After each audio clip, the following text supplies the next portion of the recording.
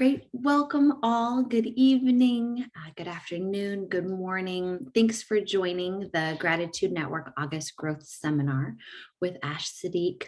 I'm going to turn things over to Ash shortly. Just wanted to introduce him briefly. We're honored to have Ash with us here today, but also as a part of the Gratitude Network community at large. Ash has been an expert advisor with us, a coach, and he's a strategic leadership coach, communication coach, a speaker, a writer, really a jack of all trades. And we're just honored to have him with us here today to share on a growth seminar on strategic impact stories. I'm going to turn it over to you, Ash, and you can launch us in. Fantastic. Thank you very much, Arwen.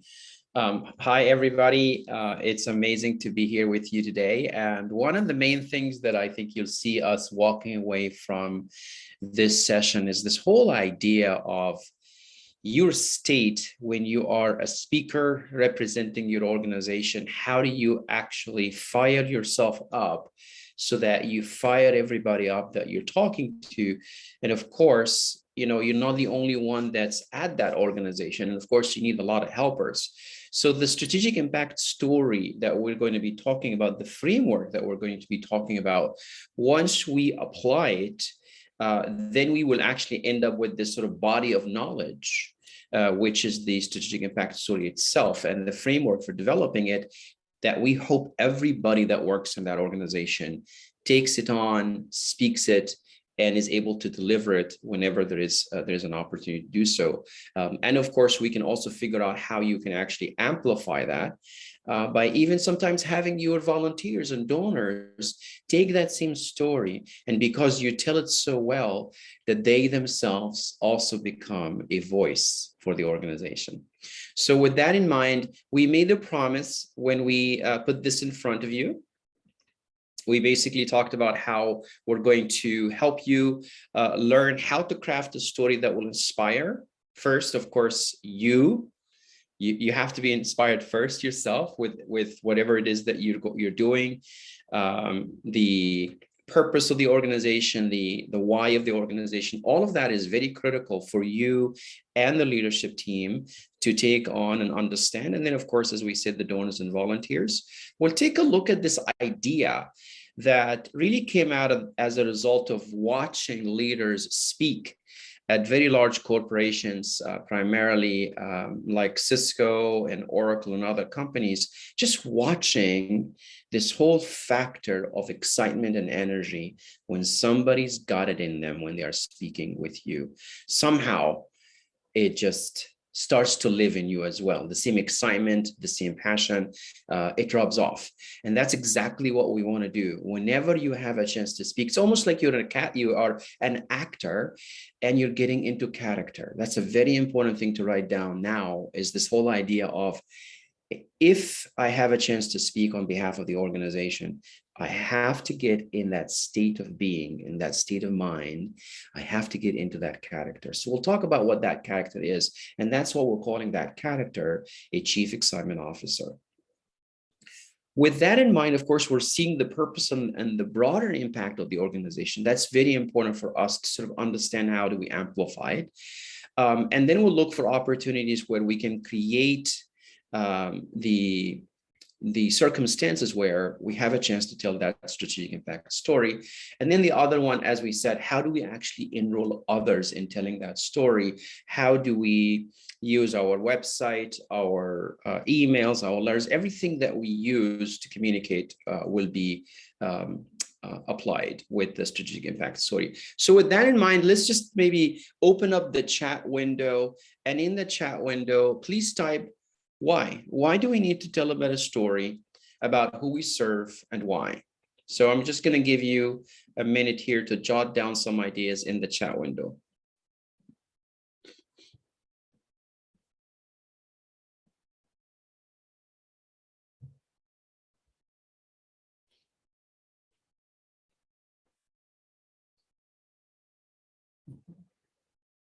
Build alliances, build a deep connection with the dream, create support, gain partnerships, engage the audience, make sure there's a connection with them, help with understanding, get more people involved. That's a great point. Yes, clarity.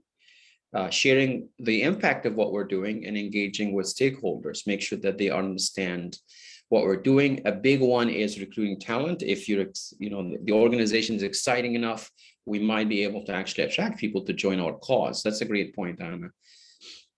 And then the list goes on. I think it's incredible what can happen when we actually communicate in such a way that powers us up, and it powers everybody up that's listening to our story. And Karen says, you can literally change people's lives positively, without a doubt. And I think if you think of a lot of donors, sometimes the donor says, thank you so much for coming. Thank you so much for coming to us and telling us about this amazing program and giving us a chance to contribute. And I'm sure some of us have heard it. Stories are everyday tools to share our truth and dream. Many good organizations to know too, we need to set our org apart in a positive way. So even in this nonprofit world, there are thousands and thousands and thousands of organizations. Great point, Pat. We need to be able to really compete for the dollars in a positive way. And I think that's the magic part, is to figure a way to say this in a way that engages the audience. And this is a good quotation for us to start with, because, I talked with Elaine from the Typewriter organization. I talked with Vivek, of course, from Shantala. And in both of those cases, of course, all of us have so much that we want to share about the organization. But with this quotation, what we want to do is we want to know that in that strategic impact story, in that pitch that we're doing, the main thing we want to do is we want to create this passion for this distant place that we are going to. So the quotation says, if you want to build a ship, don't herd people together to collect wood, and don't assign them tasks and work, but rather teach them to long, that's the word, to long for the endless immensity of the sea. And for us, that essentially means the endless immensity of hope. The endless immensity of hope for that child, for that school, for that village, for that country, for this world that we are living in. And you'll see me trying to demonstrate, because I'm really trying to get into character as I deliver this, so that you can see, if I do it in a way where I am actually feeling what I'm saying, it's magical. You will start feeling the same feeling that I am feeling. And that's what we want to do, because in the speed of everyday life, if you get a chance to speak about the organization and you just treat it like everything else, it's like, no, you don't want to do that. If the opportunity comes up that somebody says, well, Karen, what is your organization all about? That should really trigger a signal. It's time to get into character, and we need to do it very gracefully, and then get into character, and then bring that feeling out. So really a lot of what we're talking about is, how do you get into that state of mind so you can deliver the message? So remember, this whole idea of the immensity of the sea is the immensity of hope. And when we start thinking about, as organizational leaders, and every one of us, how do we actually do that? How do you actually fuel up? So the first thing is to think about this whole dynamic of energy. You got to exercise. You got to pump yourself up before you come to the conversation. You got to get really excited about that child, really excited what will happen. Not what if, as we will see later. It's about what when. We're like so focused on achieving what we want to achieve that there's nothing that's going to stop in our way.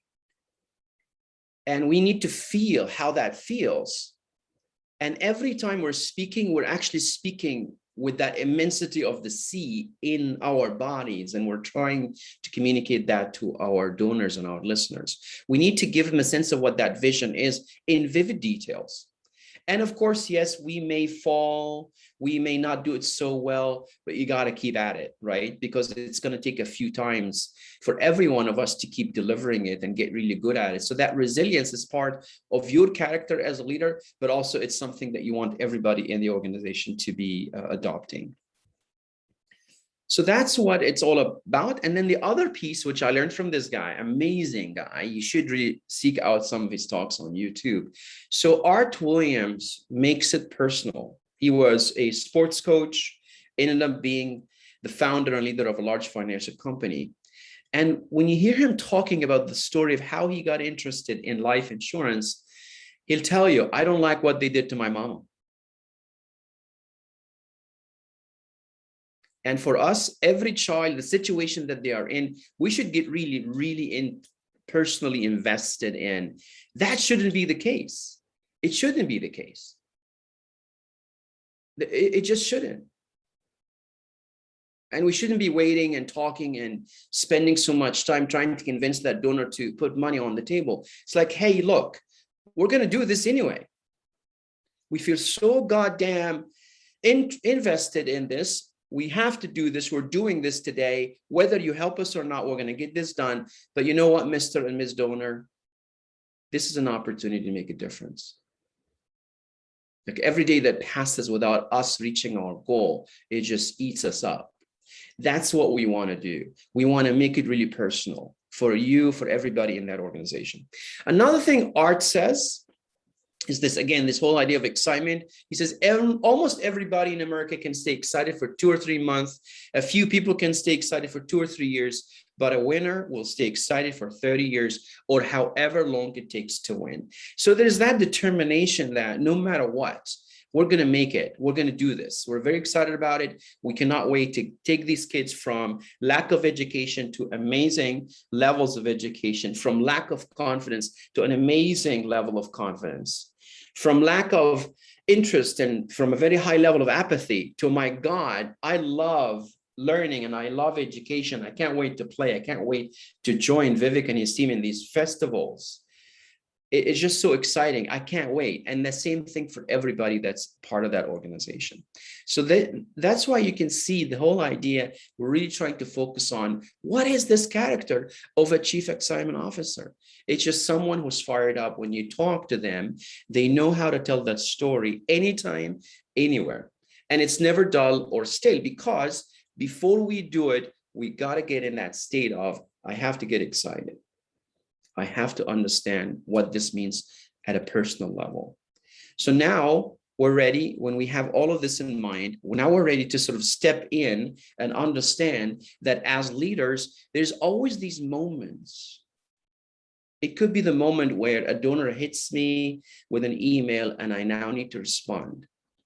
That's an exponential value moment, only because we've seen it happen with one email that I did, and I hit that donor at a right moment with the right message. And they send me a very short response saying, where do we need to send the check? It's unbelievable, right? And I know some of you are like, sometimes you get up and dance in the office. And some of us are business owners. We know when we get a deal with a customer, we're like, oh my God, we're going to have to celebrate. So an exponential value moment are these moments where you as a leader understands, like, oh my God, it's one of them. I need to turn on the character. I need to inspire others to action. I need to activate capacity within my volunteers. I need to sustain the excitement within the ranks. So even when I'm talking with my team, I need to know that I'm that energizer. If I need to raise funds from donors, I need to turn it on. If I need to enroll volunteers, I need to turn it on. Partners, the same thing. So exponential value moments is this idea of you actually being aware of the fact that you have this amazing impact, that just by you talking and telling the story, life could change. So now, how do we put this whole strategic impact story together? We're going to sort of, build up the steps. We're going to understand, what is step 1, 2, and 3, and 4. So the very first step for us is to look for the single idea that is the basis of your organization's point of view. When I talked with Elaine and looked at the Tripod organization, just as a sample organization that we worked on before this session, is we realized that in their case, if you look at the words in red on the slide, I found out that the brain and its development is the genesis of the whole idea that the organization centers a lot of its work, a lot of its value proposition on. That particular point is what we basically will call the organizational point of view. Your point of view could be if you shift someone's education, if you shift someone's confidence, whatever that might be, we need to find out what that is first, because sometimes there are so many things going on. And what we want to do is we want to get really focused on who the hero that we are serving is. What are their struggles and challenges? It's almost like we're building a movie and we're thinking of that child, we're thinking of that girl. And we're thinking about the challenges that she's having at home, he's having at home. What is going on in that village? What can happen if we were to actually intervene? That's the word. You're coming in to intervene to try to change their destiny. What transformation are they going to go through? What is that bridge that you're going to give them? And that is what your organization is. Your organization is the bridge between the current state and the future state, where things are at and where things could be. And you're standing right there in the middle. And you're basically trying to give people a sense of, oh my God, can you imagine if you were to help us do this? It's just unbelievable. So that becomes the central thesis of the whole story. You got to remember what that is. And I think sometimes it's hard for us, and I'm happy to work with any one of you if you can't find what that one is, because sometimes you're doing so many things and you don't know which one it is, right? So how do we then develop this idea of excitement? We use this idea of attention index, and the attention index is very simple English. You basically take whatever issue you're working on and just think if you make it bigger and bigger and bigger and bigger and bigger. Now, if it got so big and it's like as big as Mount Everest, I'm sorry, we should literally not even go to bed, because this is such a bad situation and it's getting worse and worse and worse and worse unless somebody does something about it. And that's what the attention index is about. It's like you sort of thinking for a few minutes about, can you think not just at the level of the village, but the level of the region, the level of the country, the level of the continent, the level of the world. And just say, you know what, that's just not an India problem. I mean, here in California, the level of homelessness in California is saddening. It's almost now on every freeway. You could see people with tents on the sides. In the United States of America, I mean, if that does not affect you and impact you emotionally, I don't know what does. It has to. And we're just talking California. That's one out of 50. Guaranteed. This is happening in so many other locations. And why does America have this problem? And when I go to Egypt, my home country, which is a poor country, you'll actually be hard pressed to find a homeless person. I don't know how they do it. I personally don't. There are so many things I don't understand about where I came from. And that's one of them. I have no clue. We got to figure it out. It's just not, I mean, I saw an African-American lady in Oakland, California, out of the window of the train, and she was showering up in the street. That's got to stop. We have to step into that void. And thank goodness, given what you're working on, thank you. And that's where, again, you know, as you're speaking with donors, at some level, if you do it so well, they're going to say, you know what, wait a second, Elaine, I'm sold. I can't believe this is happening. Thank you for talking to us. We got to do something. What do we need to do? And that's when we start imagining. That's why imagination is everything. It's the preview of life's coming attractions. We need to step into the future, as we will see in another quotation. We need to travel a few years out when these children have gone through what we do, and then life changed. It's incredible what happened in that village. The paintings on the wall, the art that we see around town, the excited kids, the fact that families see their kids now having hope in the future. Hope. If we were just to actually bring that up in somebody, it blows your mind if that exists. And that's why this lady from GE, Linda Buff, she was speaking at a conference and she said, we want people from the future to go to the future and come back and tell us about it. So as organizational leaders, you're basically traveling in time, you're coming back, you're traveling in time and coming back, and you're traveling in time and coming back to take us there. But you gotta tell us in vivid detail what there looks like. And that's what this is about. So when I talked with Vivek, we essentially tried to take a look at his organization. What was the main premise? And he one day he listens to this TED Talk and read the book about this gentleman from IDEO, and he heard this expression of creative confidence and what it could do to human life, what it could do to human beings. And that is the genesis of that organization. That is that single point of view that we talked about. And what Vivek wants to make happen is take a child that may not believe in education, may not have hope in education, may be sitting at school, not really active, and get them into learning festivals where what happens is they understand what it means to have creative confidence. They work on entrepreneurial activities. They understand what it means to take an idea and shape it up with other people. And once he actually builds that up inside that young boy or girl in India, they start to be amazing individuals and groups within these villages. And again, it affects the rest of the region. And Vivek, maybe just share with the team here, how did we do this? What difference did it make when we talk about this with you?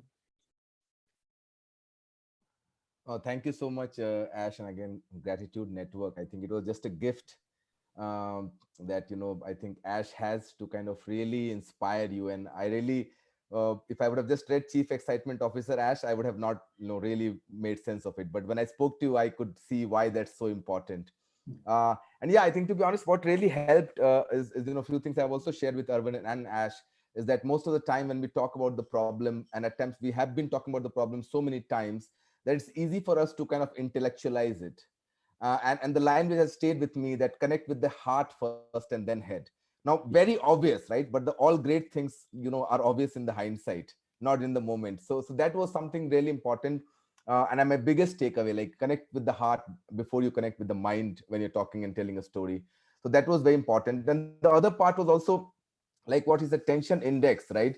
So seeing Shamtale as a bridge, right? It suddenly creates a lot of hope that, look, Shamtale is not going to do everything, but this is what we are going to do. We are helping transition a lot of young people, and especially, a lot of developing economies, education, the whole idea of education has to, build autonomous individual. But what's been doing to tell you that you can't do this, right? At each stage of education, there is elimination, right? Yeah. Assembly line. Yeah. So what happens after grade 8, 9, you very quickly realize, okay, this is what I can't do. And that's the paradox, right? Means education should help you what you can do. But as you reach grade 8, 9, 10, you start feeling, oh my God, I think I must be the loser, biggest loser on this earth. And the word which Ash said, it's so important to build that creative confidence, that self-belief, because, we can't solve all the problems because there's so much of context to the problem. And an NGO or a civil society organization just will never have the resource, or for that matter, a country will not have the resource to solve all the problems of every individual. But to build that creative confidence, build that enterprising mindset, and be that transition for them for, like, let's say 2 years or 3 years, just transforms how the relationship with the system and society is, and then they are ready to walk. Yeah. So also not taking ourselves very seriously, and knowing that what our role is, defining that role. And I think what came out of Ash was also something very beautiful, is that how do you sketch that character, how do you make it very vivid. And to be honest, what I was truly surprised that Ash could do a lot better than I was doing. And that just shows that, he can be excited about almost everything. So yeah, so Ash, I can just kind of, go on. It was a 1 hour of conversation, which it is still revolving in my head, and I've been talking to team, and Awesome, almost Tarek. a blog could be written on that, and hopefully I can write that, to be honest. That's awesome. No, I think hopefully people will reach out to you and hear more details. That's fantastic. Thank you so much. And maybe this is an opportunity to, again, maybe open up and give you a chance to ask questions before I keep going through. Maybe if this is resonating with you, just go off mute and ask questions. Ask me or ask Vivek, or anything that we discussed so far. And if we are on point, if you don't want to speak up, just let us know if in the chat window, if what we're doing is actually resonating with you. Give us some thumbs up or yes, no. So just, I wanted to just jump in with a question. Is that okay? Please. So from what I understand, so it's almost like we're telling these stories of transformation using real beneficiaries, right? And like following the hero's journey. Bernie. And the only thing I would maybe add, just because I know this has been like so important in the case of my organization, is to, I understand what you're saying about the heart, but I think the mind, that next mind layer is really important. I know when I'm working like with policymakers or donors, like they want the statistics, like they understand you hook them with your hero, or in our case, heroine. But then you confirm that Ravi, there's 10,000 Ravis, or 1,000,000 Ravis. And here is what our statistics show. So I just. Yeah, no, that's perfect, Mariam. And totally agree with you. And when I was talking with Vivek, we basically discovered, first we have to do that emotional connection and then tell them, you know what, there's so much we want to tell you. Well, what I want to do first is I want to actually get them to believe in the cause. And that's definitely makes a lot of sense, Mariam. And then we actually have, it's almost like a startup. First, I have to get the investors' interest, and then I can have subsequent meetings where we're going to get into the details, show them the stats and the numbers and everything else. The very first meeting, and I think when you hear the words, I just want to take a few minutes, that should be a signal that you're actually just starting to get into character. I just want to take a few minutes and tell you about Ravi. It just immediately gets interesting. You just said something, I want to tell you about Ravi. Like, who's Ravi? And then you hook me. And then you say, I'm glad we had 10 minutes to talk. I'd love to schedule some time because I have some statistics that will even tell you the bigger story. And that's what we're really trying to do here. Right. And then being very methodical around sequentially doing it and not thinking, oh, I got to tell them everything now. That will only show that, that's not right. So now we're going to go to Elaine, if she's with us, and the team from Tripura organization. We have Elaine with us. If you don't mind, Elaine, good morning. Hi. Hi, just share it with the team here. What did we do? What was the big takeaway for you and the team? Yeah, so the session was incredibly inspiring. As you can see, Ash is like full of inspiration and enthusiasm, and he has a tremendous gift in order to get immediately to the core essence of what an organization is doing. So he just watched a few of our videos, went to our homepage, and then he told me, hey, I listened to your founder, Dr. Pillai, and I can see that the intelligence of the brain is the great equalizer. So what's really great about that is that for years, we've had this incredibly successful educational technology with a ton of science and research behind it at institutions like Harvard, Brain Science International. In talking about it, which is the secret sauce behind our programs, we would get stuck in the science and research, which is basically boring, right, Ash? But what's really exciting about the work that we do is that we're really creating miracles for children throughout the world. And we have a huge presence in India. So what he had us focus on was to tell the story. And basically that's just imagine India's children, what percentage of India's children are living in poverty? The capital of India is their youth. And the youth know the problems of their villages. They can solve the problems of their villages. They just need a helping hand, someone in order to help them enhance the intelligence of their brain, which will help them with their new skills and abilities, confidence, and hope. Hope is most important, because if that child hopes for their future, that child becomes what we call a hope hero, and they bring solutions to everybody in their community. And we've been doing that now for 20 years at Tripura Foundation. We have amazing stories of how children have identified abandoned elderly in their community, and they'll make sure that they get food supplies, and they'll actually go and help them where they can't get up off the bed in order to even boil the water for their tea. They'll bring elderly for medical care. They'll save children from being drowned in rushing rivers. They'll bring buses to the community, lighting to the community. So the exciting thing that he had us focus on is start from what is our differentiation.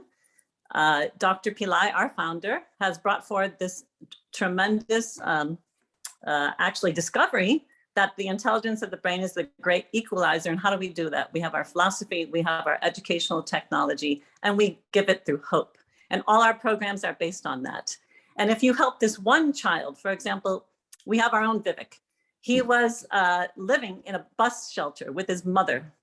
And the mother was trying to support the child as best as she could, but she was a daily wage laborer, and they literally lived in a bus shelter. So the children at our Hope Center knew about Vivek, and they invited him to come to the Hope Center and learn about how he could transform his life.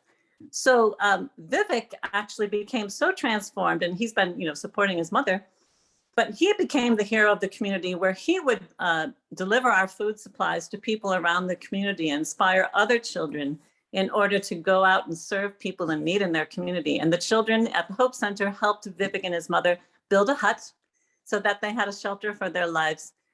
So the boy who was the person who was at the lowest rung of the community, living in a homeless bus shelter, he becomes a hero, and he inspires other children to help out. So we believe in miracles. And if you believe in miracles too, and if you want to make a difference in the world, where all the children living in poverty can actually become the solutions to their entire communities, then we're giving you an opportunity to join our work. So Ash, I hope I did kind of an okay job. That is amazing. That was awesome. That's fantastic, Elaine. Yeah, no, any reactions from the people on the call, because she just actually did the whole pitch, the strategic impact story with you. If you have any questions for Elaine or me. Where do I sign up? Okay, that's Karen from my team. Oh, fantastic. Awesome. So we'll keep going. That's awesome. I think that was fantastic to hear. Vivek and Elaine, very grateful for both of you. So as Elaine said, we need to find out what is that core point of view, very similar to what Vivek did with creative confidence, and Elaine and her team with the idea that the brain is the great equalizer. And then the next thing we need to sort of say and think about are what we call we believe statements, something that will tell us, why do you actually even care? Why do you care? Why should we care? So those belief statements are similar to what Vivek was talking about. If you take this child, when after having been to school for a few years, they've actually gotten to a point where that's it, there's no more. And then you step in with the we believe that if we were to activate creative confidence in these children, their lives will change, their point of view on what the future holds for them will change. And that's going to give them hope in what's to come. That's why we care. And we do this a few times, depending on what it is that we're focusing on. So it's important for us to start thinking, not just about the situation that we're in and what if it changes, but we need to actually embody what will happen when it actually happens. And again, this whole idea of going into the future and coming back. So now we know what the second step is. And what we're really doing here is, it's almost like we are in the keynote creation space. We're building a speech for the president of the organization. The very first thing we did was we tried to find out what is the core idea. The second one is we need to articulate, why do we care about this? What is it that we believe? And then we need to remember that as we tell it, we got to remember Maya And we have to remember the emotional aspect, similar to what Elaine just did, similar to what Vivek just did. They told us about these children. They told us about the specific situation. They told us the before and after. And then they said, we create this hope. And wouldn't it be amazing if you were to help us amplify that? So it's important for us to get really into character so we can feel it and then be able to communicate it and do it in a way where we're just so excited that, oh my God, we are going to do this. We can feel it. It's happening. We saw it. You can see it in our face. You can see it in our smile as we tell you about the organization and what we're doing. So then this really creates an emotional story inventory, because now, similar to what you heard Vivek and Elaine do, you start hunting down some of these stories that you have within the organization. Many of you have been around for a while. So you already have so much of a knowledge base of these stories, but you got to be like a Hollywood director. Look for the juiciest ones. The ones where the difference between the before and after was so big and so juicy in terms of its details that no matter what, if you start telling it, you're going to start feeling emotional. I mean, this right now, listening to Elaine say, this kid came from this hut to being the hero of the town. Just like, let's just imagine that happening to each one of us, becoming the hero of the town. So as much as we do, and what we're doing here is really looking at that inventory. So I think that that idea is clear. And once we found those stories, the next thing we want to do is very consciously look for sources of excitement, in the sense that in the case of the story that Elaine was telling us, no prospect, high level of poverty, no education, they come through the program, life changes, they see themselves differently. We got to stop at that moment when that happened with that child, that something shifted mentally for them. They started seeing themselves capable of a whole lot more than what's been happening to date. And we need to live in that moment. And then we need to dramatize what happened after. The fact that now this kid is just bubbling up with happiness and excitement, going around town and distributing the food and being that hero. So as much as we can, we look for these sources of excitement, that transformation that can happen. Imagine, oh my God, if this were to happen to a lot of people, that multiplied effect, help me understand what that multiplied effect is. What will happen if this is implemented on a bigger scale? And then you're standing in front of me, you're talking to me, and I can already see you're already starting to travel with your body to that future point. Because as human beings, we always are going to gravitate to what is more, what's better, just how God built us. We look for growth. And our listeners are looking for growth. Our heroes, these children, are looking for growth. And that's why we're so excited about that. So that's that fourth step. And you're going to get this deck, you're going to work through the steps, right? Because highly likely you want to do this with your team. Now, we talked about the tension index, which was a very simple idea of taking whatever problem we have and try to amplify it in our mind. You know, what happens at the village level, country level. Then we come to this model that we call the tie model, where we take the tension and we look at the tension and say, how does it inspire us to take action? And then as we think about how big that action can be and the bigger the impact is going to be, we get really excited. So that's how we're really building that character. We need to get obsessed about that hero. And then we also need to be obsessively impatient, because now we're almost trying now to build into this whole idea of urgency. It's like, we got to do this now. Ms. Donor, Mr. Donor, we got to do this now. Can't wait. We can't wait. So the fifth step is then to start thinking about that urgency. What does it mean if a day goes by without doing anything about this? If a week goes by, if a month goes by? And again, dramatize and give me the details on, here's actually what happened. Next door village, nobody went there for help. And A lot of these elderly women, especially in this COVID-19 world, when the lockdown happened, just no one came by. Nobody came by. You know, that child that Elaine was talking about, he couldn't make it to that village. That shouldn't happen. We should not wait any longer. Waiting will actually be the end for a lot of these people. And that's why, Mr. Donor, Ms. Donor, we're coming to you. We don't go to everybody we could go to, but we came to you. And we think, you know, we're on the clock. There's just, there's so much that we could be doing only if we had the resources to do so. And that's why we're coming to you. And we're not only just coming to you for money. Money is probably the easiest thing, but we're coming for you to help us give these kids hope, because we know giving them hope is priceless. We're not only going to help them today, it's going to just change who they are as human beings. And when that happens, the sky's the limit.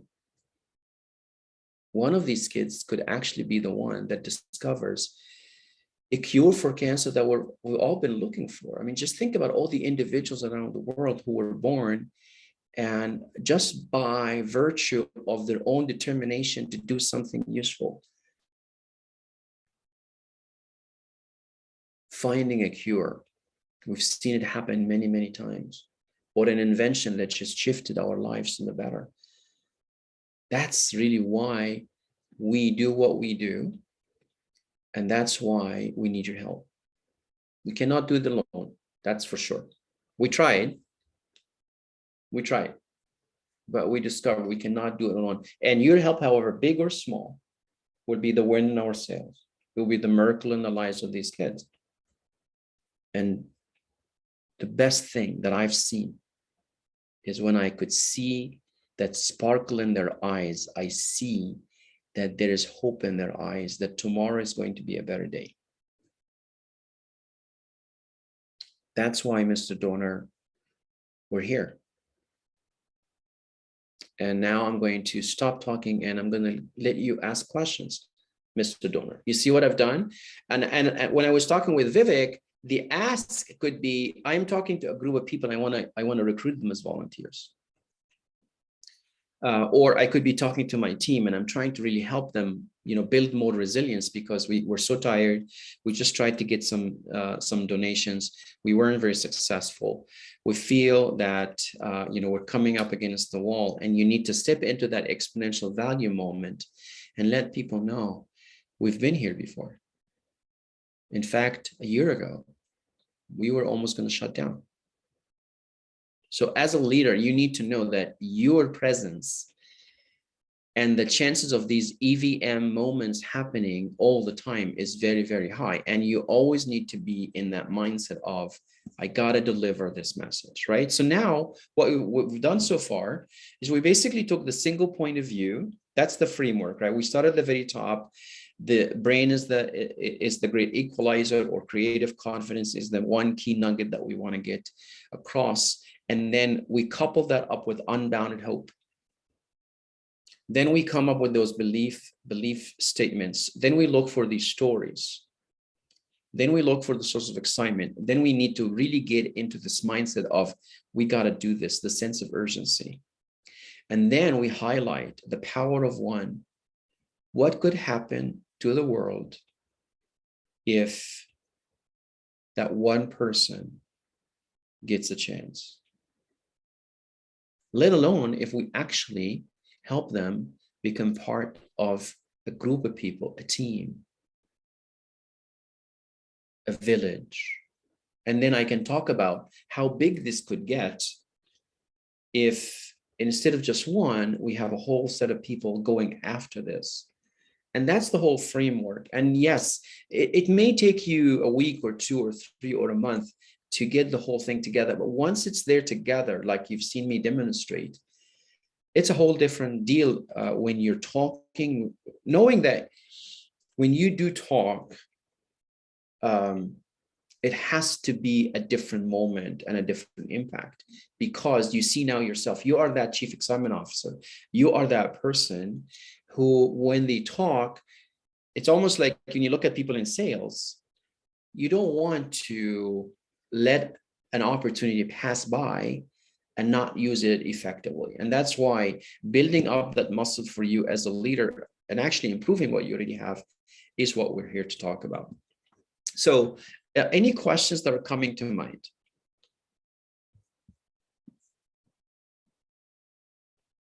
So with everything we did, now we have to basically look at ourselves as that chief excitement officer. How do I actually do this? You got to scale, right? Because you cannot do it yourself, by yourself. So that's why we got to scale. Everybody on the team needs to get that story down, practice delivering. It's almost like we're doing a play. We got to get on the stage and keep practicing, giving each other feedback, helping each other find that emotion and whether or not it's coming. I mean, you've seen me do it, slowly speaking, taking my time, pausing, a lot of acting nuggets that we could use because it helps the other person put the phone down, look at us, and what are you talking about?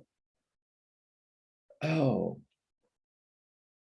the story that Elaine is telling, I got to pay attention. Very interesting what happened with that child, and so on, right? So it's important for us to then start thinking about scaling and also think of your donors as a potential helper. If you do tell a good story and you can basically tell them, hey, I'd love to share this with you. I want to make sure that you're able to share our story. Because a lot of them, let's be honest, a lot of them, they have a lot of time. They want to help. They love helping. They want to feel like all these years that they've worked and they accumulated all this wealth, it's doing something. Nobody's going to take a U-Haul with them, right? So these people are actually begging for people that can come their way and actually give them something that they can understand and connect with. I mean, without a doubt, they are just sitting and waiting for someone to come and help them be miracle workers, right? So now we need to take all of what we've done and really look at it as our brand story. We need to, of course, use it on our website, in our donor letters and emails, building what we call a signature talk. And that's what I meant when I said, I just want to take a few moments. When you say these words, that tells me you're going to go into that signature talk, that strategic impact story. You're going to do what Elaine did today. It took her maybe about 3 minutes. Maybe you sign up to do a TED Talk or something similar. The same thing should show up in your social media posts. What that key nugget is, the brain is the great equalizer. Talk to us, come reach out to us to find out more. Maybe it's an impact report. We'll start out with these stories and that single point of view and so on and so forth. So this was really the main nugget of everything we're talking about. And here in California, we've got this place called Yosemite. And I use it as a metaphor of the vision for where we're going. Because if you've ever been in front of a waterfall and the water touched your face and the weather was nice, it's just unbelievable. It's just unbelievable. So the idea of jumping into the future, feeling it, really feeling it, and then embodying that feeling and knowing that for a lot of people you're talking to, they haven't gone to that place yet. They haven't been to Yosemite yet. So you have to describe the mountain, the water flowing and running, the waterfalls, how it feels in your face, just the amazing, amazing fresh air. The same thing we want to do with these children, similar to how Elaine did it. You know, very poor shack, the hero of the town. You see? You got to help me make the jump and come back, make the jump and come back. So it's important to remember that a big part of your message is that transformation, it's that hope, it's that Yosemite. And if you can embody that in everything you say, then we have done something amazing. So we have about 10 minutes. We'll pause and see some reactions, some questions. How do we do this? How do we activate this? Ash, we have a couple questions in the chat. Sure. So I'll go back to those and then you can jump into those of you that wrote them. Awesome. Anna asked, can you give me a few examples of sources of excitement? Yeah, so what we with the stories that we come up with, we take them and we try to amplify what will happen, not just with one child, but with several. So this will be a source of excitement is, oh my God, what if we do this for a lot more people? Oh my God, what will happen if we actually bring doctors and nurses remotely to these villages? I mean, that's just amazing. Saving lives, helping these moms with their children. So that's really what happens. We look at the story and we try to find what is the nugget of that amazing transformation is the source of excitement. When we're able to do what we want to do is incredible excitement. So as much as we can look for stories and examples, that's what that will be. Great. And then Miriam added in the chat as well. Does it help to show the donor a physical photo of the hero during the donor meeting, or does that feel too staged?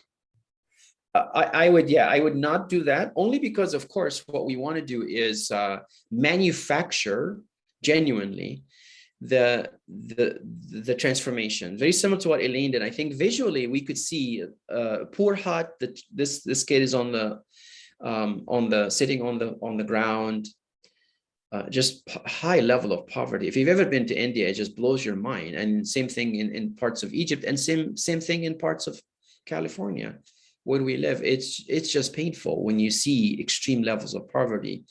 And as much as you go into the details, you don't want to show a picture. In fact, the picture may mess up what we're trying to do, because what we want them is to mentally do the work and emotionally do the work with us. So that's why you got to take your time, because you might say, oh my God, we only have 5 minutes.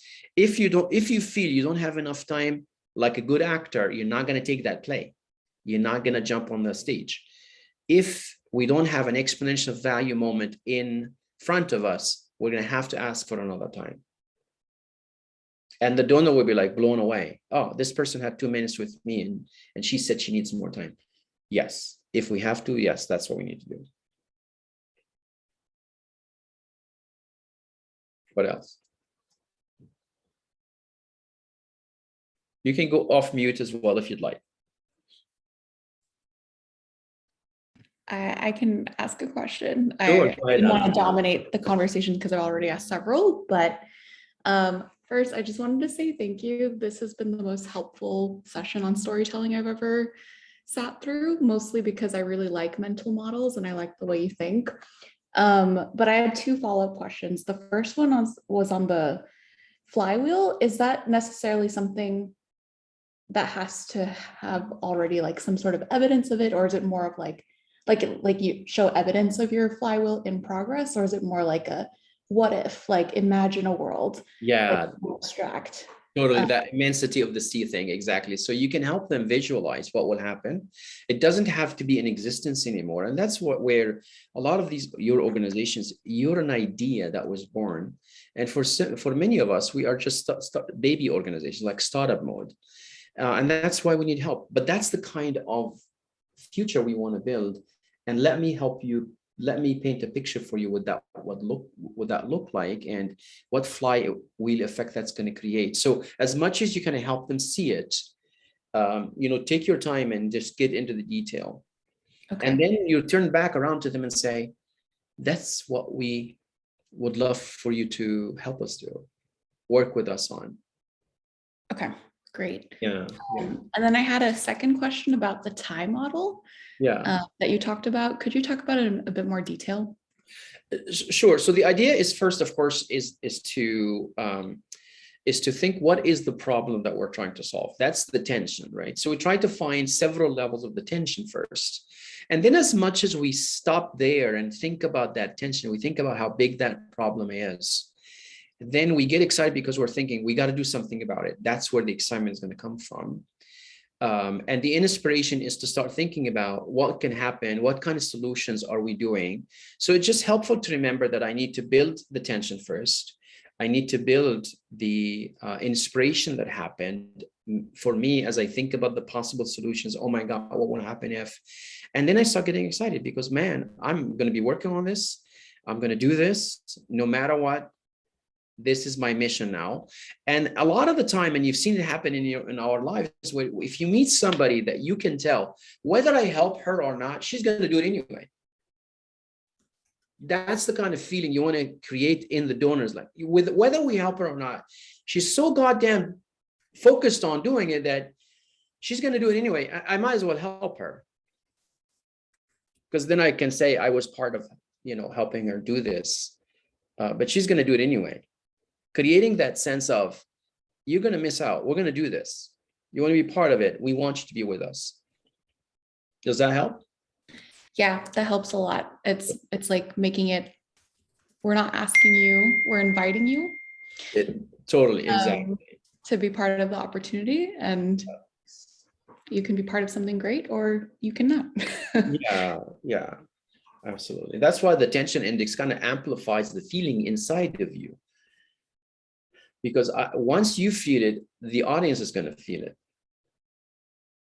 Because it's going to affect how you speak. It's going to affect how you take pauses. It's going to affect how emotional you get. And yes, I mean, it's not that we're saying we need to cry in front of them, but at the very least, we need to take our time so they realize there's something interesting going on here. This person really cares about this. Similar to startup companies, if we're with investors, they don't want to give the money to somebody that maybe take the $1 million and then a week later they kind of fall off the face of the earth. That's not what you want. You want someone who's like, you can tell whether I give them money or not, this is going to happen.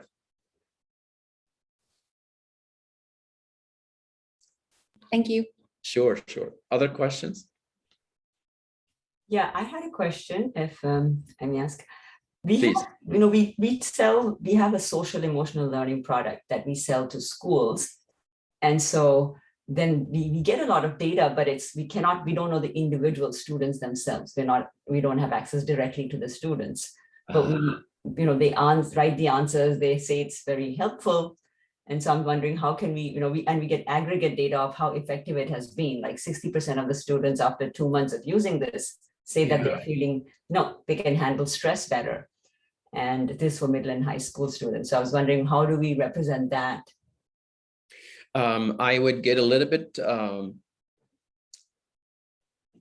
what's the word? I want to say conniving or clever, but a marketing person will say, well, let's bring them out. Let's design activities where you will invite the teachers and the students to be guest speakers. As much as you can, find a way to bring them into the fold, and they actually become your spokespersons. And you might say, we're giving a number of schools some donations, some extra copies, and for doing so, would love to showcase, that's a nice word, would love to showcase some of the work that we're doing, and it would be awesome to have some of you as guest speakers. Because I think, of course, you're looking for a genuine story. And the only way we can get it is to actually get access to those end customers. So yeah, I would say let's design a program where we pull them in. We make them the spokesperson of the product. It's okay as long as the objective gets met. We don't have to be. That's actually a great point. Now, this is a very important point. If you find the donor who's so excited, or she or he is so excited about the story, that you say to them, do you mind? Do you mind helping us? Would love people to be guest speakers, would love people to be spokespersons for us. It doesn't have to be you or anybody on the team. The outcome is what matters. The outcome is what matters, because we want to help these kids. So no ego. I'm like, forget me. Forget me. I'm going to give you the story. I'm going to help you tell the story. We can actually do some Zoom practice sessions. And when you feel you're ready, I'm just going to be sitting in the back. If you need help, let me know. As long as they bring me the check, I'm fine. Yeah. Is that helpful, Preeti? Yeah. Awesome. Thank you. Sure. Okay, Arwen, I think we've come to the clock, but definitely I'm going to defer to you. Yes, I think we're right at time. So I wanted to thank everyone for joining us today. And I definitely wanted to thank Ash as well, just for this amazing session and just for all of your support of Gratitude Network. As well.